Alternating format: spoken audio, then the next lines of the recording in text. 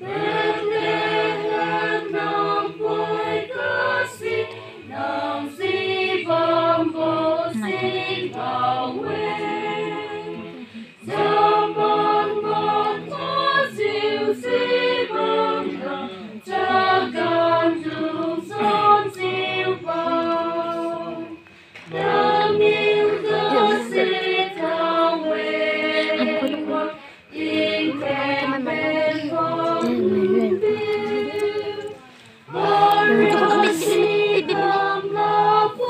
Ini menino na puita. Ở sáng này ạ.